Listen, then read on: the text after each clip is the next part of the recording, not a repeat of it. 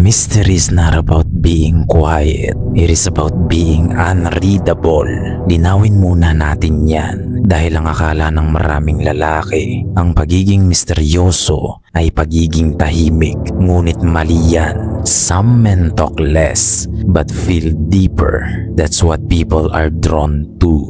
Kaya sa video na ito, ituturo ko sa iyo ang 10 paraan kung paano maging misteryoso na may purpose at hindi basta cold o tahimik lang. Hit the like and subscribe button and help us reach 100k subscribers soon. Let's begin. If your life is empty, silence won't make you mysterious. It will make you boring. Nasusundan mo ba yan? Kung wala kang buhay na binibuild, goals na ina-achieve, at missions na tinatrabaho, madali kang ma-expose sa paligid mo. Hihilahin ka ng mga tao sa inuman, sa gimikan, at sa kung saan-saan. Kasi nga, wala kang pinagkakaabalahang mahalaga. Tingin mo ba misteryoso ang datingan ng lalaking laman ng kalye at inuman araw-araw? Hindi ka misteryoso, isa kang tambay. Tambay na pasarap lang sa buhay. Kaya kung ayaw mong maging misteryoso lang pero walang purpose, simulan mo nang mag-build ng buhay na hindi umiikot sa ibang tao, kundi sa sarili mo lang.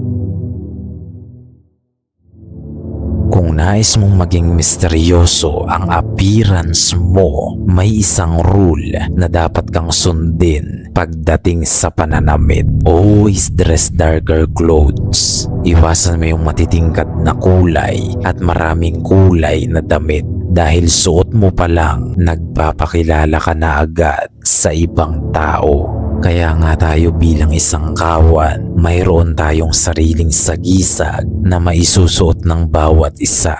Simple at minimalist ang design, available sa black at affordable ang presyo upang lahat ng may gusto ay magkaroon. Available ito sa ating Facebook page lang. Nasa description ng link sa ibaba. Para sa details at paano umorder, punta ka na lang dun lakan at i-message mo ako sa ating page.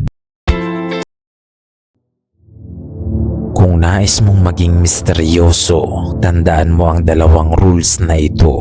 Do not overshare and do not say nothing. Nakukuha mo ba yan? Huwag kang masyadong maingay, ngunit huwag ka rin masyadong tahimik. Because mystery is not silence, it is controlled revelation. Ang mga misteryosong lalaki na may purpose, kapag tinanong mo sila, they answer briefly, at the hint, not the full story. At madalas, they shift topic to let curiosity build. Nasusundan mo ba yan? Kung masyadong bukas ka sa bibig mo at buhay mo sa social settings at social media, wala nang exciting sa sarili mo na pwede pa nilang malaman. Nasusundan mo ba yan?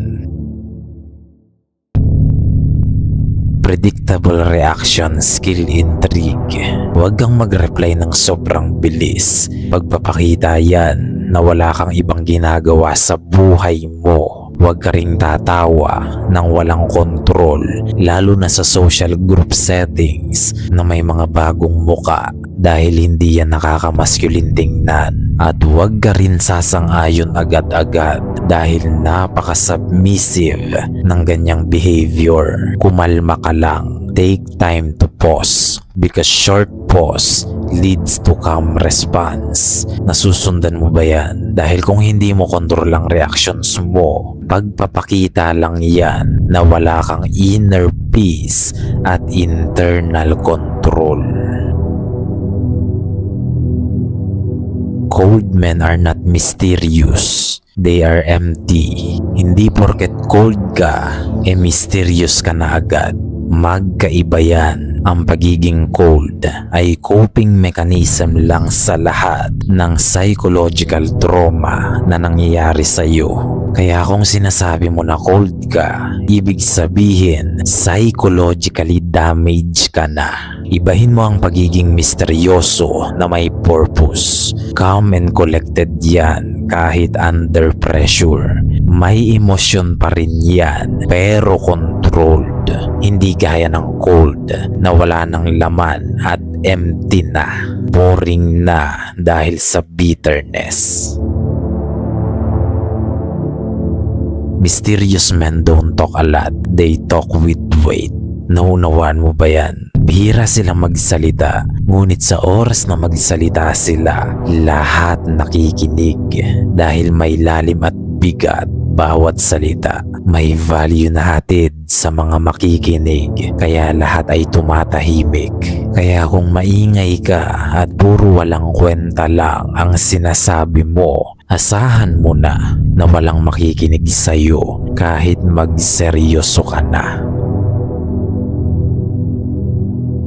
Needing approval destroys mystery instantly. Kung uhaw ka sa validations ng mga tao at people pleaser ka, huwag mo nang pangaraping maging misteryoso. Dahil sa oras na maging alipin ka ng approvals nila, dyan mo na rin tinanggalan ng authority ang sarili mo. You need to be comfortable with silence and be okay not being like immediately. Kung hindi sila sangayon sa iyo, hindi mo na kailangang magmakaawa na i-please sila at baguhin ang sarili mo para lang magustuhan ka. Hindi ka na misteryoso niyan, isa ka ng people pleaser. Ang taong misteryoso na may purpose, may buhay yan na hindi alam ng marami. Something na pwede pang madiscover ng mga tao tungkol sa kanya. Laging may bagong bagay silang matidiskubre. Ganyan ang misteryoso. Do not document everything online. Huwag ka nang gumaya doon sa mga taong kada kilos naka-messenger note ang mga gagawin. Do not explain all your plans dahil ang mga plano mo hindi yan ipinapaliwanag sa mga kung sino-sino lang. Ine-execute yan kasama ang mga tamang tao. Keep some progress private. Hindi lahat ng panalo mo sa buhay ay kailangan mong isapubliko. Basahin mo Matthew 6 verse 6. Itinuturo dyan ang kahalagahan ng pagkilos ng pribado.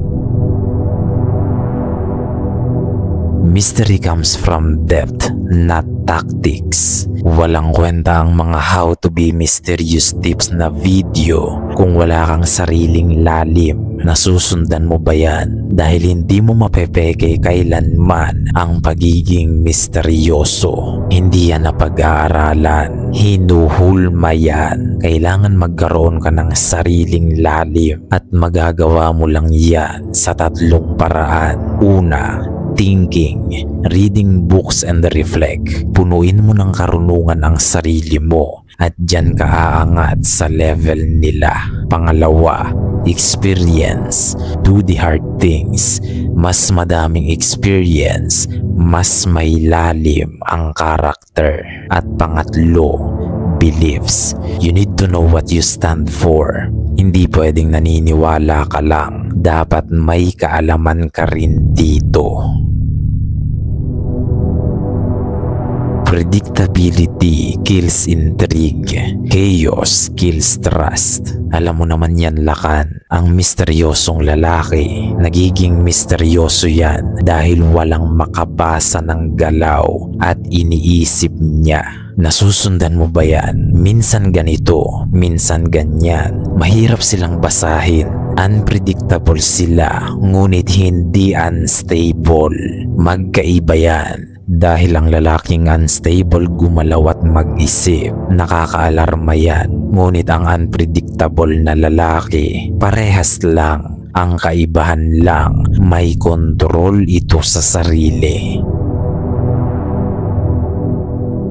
Real talk lang, Lakan. Hindi ka magiging misteryoso sa pagsunod sa mga tips at tricks sa internet. Magiging misteryoso ka lang kung magkakaroon ka ng sariling lalim, control at direksyon. Kaya nga ang tema ng video na ito ay paano maging misteryoso na may purpose Hindi basta maging misteryoso lang. Because the more you try to impress, the less interesting you become. Kaya kung may natutunan ka sa video na ito, hit the like and subscribe button and help us reach 100k subscribers soon. This is our brotherhood and we have a mission. We have a movement. We don't chase validations. We chase improvements. Gayunpaman, marami nga ang makakapakinig, ngunit ilan lang ang makakaunawa. Hanggang sa muli, lakan.